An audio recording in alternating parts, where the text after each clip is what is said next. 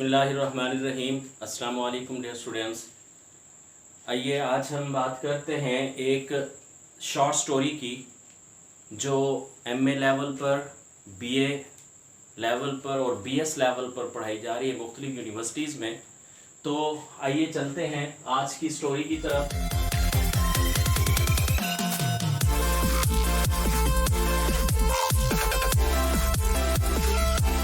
Story है हमारे पास the voice.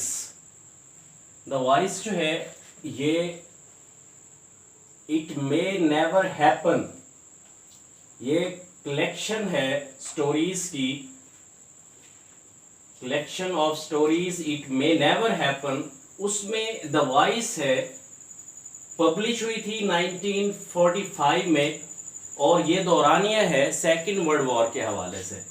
Second world war में ये स्टोरी जो है उस दौरानिए में ये पब्लिश हुई है। और किसने पब्लिश की है, ये किसकी लिखी हुई है, ये है वी.एस. प्रिचेट। और फुल नेम अगर हम इसका देखें तो विक्टर सॉर्डन प्रिचेट, ये उसका फुल नेम था। उसने इसको लिखा है, ब्रिटिश राइटर है एंड क्रिटिक है। बर्थ 16 दिसंबर 1900, डेथ 20 मार्च 1997, पूरे 97 ईयर्स एज पाई है। अगर हम इसके बारे में बात करें, इसके काम के हवाले से, फेमस वर्क्स के हवाले से अगर हम बात करें तो नॉन फिक्शन वर्क उसका जो मशहूर किस्म का है। फिक्शन और नॉन फिक्शन के बारे में हम बाद में बात करेंगे किसी और वीडियो में, लेकिन यहाँ पर हम सिर्फ बात कर रहे हैं नॉन फिक्शन वर्क जो उसका फेमस किस्म का है। उसमें है a cap at the door 1968 में लिखा गया और सेकंड नंबर पर है मिडनाइट ऑयल 1971 में लिखा गया। अगर उसके दूसरी शॉर्ट स्टोरीज के हवाले से बात करें तो मोर कलेक्टेड स्टोरी है 1983 में, मिस्टर बी लंकल 1951, स्पेनिश टेम्पर 1954 और डेड मैन लीडिंग 1937। अगर हम उसके अवार्ड्स के हवाले से बात करें, जो उसको अवार्ड्स दिए गए थे उसकी स्टोरीज के हवाले से, तो पहला अवार्ड जो है पेन अवार्ड 1974 में दिया गया। WSC में लिटरेरी अवार्ड 1990 में दिया गया। द गोल्डन पेन अवार्ड जो था वो 1993 में दिया गया था। अब आते हैं अपनी स्टोरी की तरफ। जो स्टोरी है वो उसके characters, only 2 characters are mentioned are in the story. First number पर Frank Leavis, the present priest of the church. Second character Morgan, ex-clergyman, ex-priest in charge of the church. अब देखते हैं, जरा सी बात कर लेते हैं दोनों के हवाले से। फ्रैंक लीविस जो है ये अब यानी किसके बाद, मॉर्गन के बाद जो है ये इसी चर्च का क्या बना है जी, इंचार्ज बना है या प्रीस्ट बना है। अब मॉर्गन जो था वो क्या था, उसको क्यों हटाया गया है, ड्रंकर मैन था, ठीक है जी। कोई भी उसके अंदर वो वाली खसूसियात जो कि एक चर्च के बंदे के अंदर होनी चाहिए, क्लर्जी मैन के अंदर होनी चाहिए, वो उसके अंदर नहीं थी, जिसकी वजह से उससे चाबी ले ली गई चर्च की और क्या कर दिया गया, फ्रैंक लीविस को दे दी गई। और फ्रैंक लीविस जो था वो एक मजहबी बंदा था, बल्कि यूं कहें ज्यादा बेहतर होगा कि फैनेटिक था, एक्सट्रीमिस्ट था। अपने मजहब के हवाले से, अपने अकीदे के हवाले से फैनेटिक पर्सन था। ठीक हो गई बात जी। हमने एक फैनेटिक के हवाले से, माय सन द फैनेटिक के हवाले से हमने एक वीडियो बनाई हुई है पहले भी, उसके हवाले से क्या नाम है, हनीफ कुरैशी के हवाले से, तो वो भी आप लोग जो है देख सकते हैं, वो भी शॉर्ट स्टोरीज में है। तो फ्रैंक लीविस जो है वो क्या है, फैनेटिक पर्सन है। और वो क्या करता है, उसके नजदीक ये मॉर्गन जो है, ये मॉर्गन क्या चीज है जी, उसके नजदीक हेलिश पर्सन, यानी दोज़खी वो इसको समझता है। क्यों, क्योंकि क्या चीज है उसके अंदर, वो कोई भी कैरेक्टरिस्टिक्स नहीं है जो कि क्या होनी चाहिए, क्लर्जी मैन के अंदर होनी चाहिए। ठीक हो गई बात जी। अब देखें हुआ क्या है, रात को मॉर्गन जो है वो क्या कर रहा था, शराब वगैरह पीने के उसमें था, तो वो चला गया चर्च के अंदर। उसके पास एक की थी पुरानी कोई, तो वो उसको ताला खोलकर उसके अंदर चला गया और वहीं पर वो क्या करने लगा, ड्रिंक करने लगा। और उसी रात जो है चर्च पर क्या हुआ जी, अटैक हुआ। क्योंकि हमने अभी बात की है सेकेंड वर्ल्ड वॉर के हवाले से, तो सेकेंड वर्ल्ड वॉर है यहाँ पर। तो जर्मन ने क्या किया है जी, अटैक किया है वहां पर उस चर्च पर। तो वो चर्च जो है वो क्या हो गया है, रबल में चेंज हो गया है। मतलब क्या हुआ जी, उसका मलबा वगैरह मतलब टूट फूट का शिकार हो गया। और उसी टूट फूट में क्या हुआ है, क्या चीज हुई है वहां पर जी, टूट फूट के नतीजे में ये जो मिस्टर मॉर्गन था वो क्या हो गया, उस मलबे के नीचे दब गया। अब क्या हुआ है जी, लोग जो हैं उसकी क्या करने के लिए, मलबे को हटाने के लिए वहां पर इकट्ठे हुए हैं, वार्डन वगैरह और मुख्तलिफ किस्म के लोग। तो उसी दौरान में उनको आवाज सुनाई देती है मलबे के ढेर से। ठीक है जी, नीचे से क्या ये एक हिम है जो वहां से सुनाई दे रही है उनको।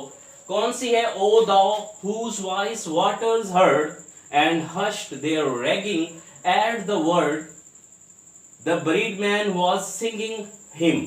ये हिम जो थी वो क्या कर रहा था, वो बंदा गा रहा था। तो इसको सुन के वो जो वार्डन था, ये जो उसको क्या करने, मलबे को हटा रहा था, तो उनको आवाज सुनाई दी। तो उन्होंने कहा सबको खामोश कराया ताकि जो है आवाज को और क्लियर करके क्या किया जा सके, सुना जा सके।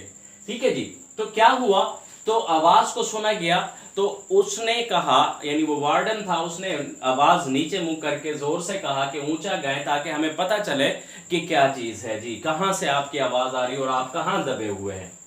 ठीक है जी, तो क्या हुआ जी, उसने और ऊंची आवाज में, और इसी दौरान में क्या हुआ जी, ये जो क्या नाम है इसका, फ्रैंक लिविस जो था, उसके नजदीक तो गलत बंदा था ना, तो उसने कहा क्यों इसको बचाया जा रहा है, उसको क्यों बचाया जा रहा है। तो क्या हुआ, अब मॉर्गन जो था वो नीचे और है क्या नाम है, फ्रैंक लिविस जो था वो ऊपर था, और वो क्या कर रहे थे जी, उसको बचाने की कोशिश कर रहे थे कि इसको, मॉर्गन को। तो क्या हुआ, इसी दौरानिये में फ्रैंक लिविस का जो है वो मेंटल लेवल, यानी मतलब उसका जहन जो है वो चेंज हो गया, और वो उसमें यानी उस पार्टी में शामिल हो गया जो क्या कर रही थी, मॉर्गन को बचा रही थी। यहाँ छोटी सी एक बात कर दूं कि एडवर्सिटीज जो होती हैं वो क्या करती हैं, ब्रिंग पीपल क्लोजर। ये मुश्किलात जो होती हैं वो दुश्मनों को भी और जो आम लोग होते हैं उनको भी क्या कर देती हैं, एक दूसरे के करीब कर देती हैं। ठीक हो गई बात जी। जैसे अगर हम बात करें आजकल के दौर में, आजकल के दौर की अगर हम बात करें, तो आज जैसे पाकिस्तान में इस वक्त सैलाब की कंडीशन है, सैलाब की सूरत हाल है, तो क्या हुआ है, लोग एक दूसरे का क्या कर रहे हैं जी, तामुन कर रहे हैं, एक दूसरे के साथ क्या कर रहे हैं जी, वो कर रहे हैं एक दूसरे को। अब एक और बात जो मॉरल है इस स्टोरी के हवाले से आप लोगों के साथ शेयर करते चलें कि forget, forgive and accept people as they are with all their virtues and vices. अपनी वाइसेस के हवाले से, वर्चूज के हवाले से, जिसके अंदर जो चीज है उसके साथ साथ उसको क्या किया जाना चाहिए, कबूल कर लेना चाहिए।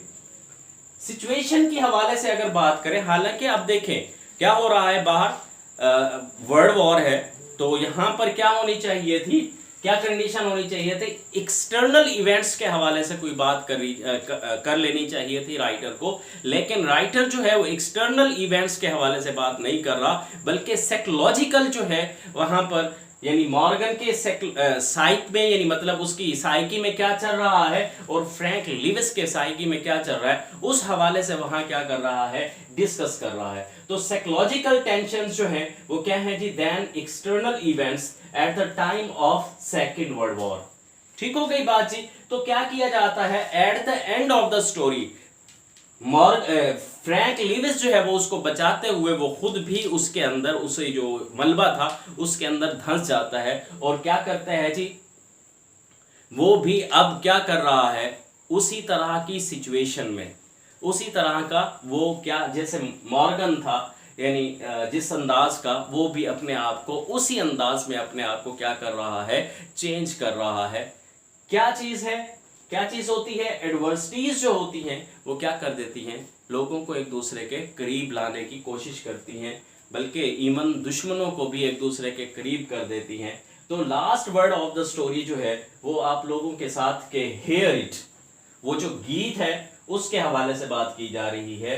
अ ruddy Welsh chair choir, ruddy Welsh choir जो है इसको सुने, ये जो है एक खूबसूरत किस्म का वेल्श कॉयर, वेल्श जगह का नाम है जिस जगह पर ये स्टोरी की जा रही है, और कॉयर गीत को कहते हैं। तो आइए इस खुशनुमा गीत को सुनते हैं। थोड़ी सी बात कर लें इसके इंपॉर्टेंट क्वेश्चंस के हवाले से। अगर हम बात करें तो वो ये क्वेश्चन है कि why did mister Lewis dislike Morgan, और दूसरा क्वेश्चन है कि what thing made both friends, यानी दोनों को कौन सी चीज जो है वो क्या कर देती है, दोस्त बना देती है। तो आप इसके हवाले से क्या करेंगे, इस क्वेश्चन के हवाले से why did mister Lewis dislike Morgan, तो वो मैंने बात कर ली आप लोगों से कि वो एक फैनेटिक पर्सन है, वो एक आम सा बंदा है, वो इस चीज को क्या नहीं कर रहा, उस चीजों पर अमल नहीं कर रहा जिसकी वजह से वो उसको क्या करता है जी, डिसलाइक करता है। तो ये चीजें आप इसके साथ ऐड कर देंगे। दूसरी बात क्या चीज होती है ये हमने बात कर ली है, the adversities bring people closer, तो वो दोनों क्योंकि एक ही मुश्किल में फंस जाते हैं तो वो एक दूसरे के करीब आ जाते हैं, जिसकी वजह से वो एक दूसरे के क्या बन जाते हैं, दोस्त बन जाते हैं। तो ये थी आज की आपकी शॉर्ट स्टोरी द वॉइस, उस पर हमने बात की। इंशाल्लाह नेक्स्ट किसी वीडियो में फिर बात होगी, तब तक अल्लाह हाफिज। We'll be right back.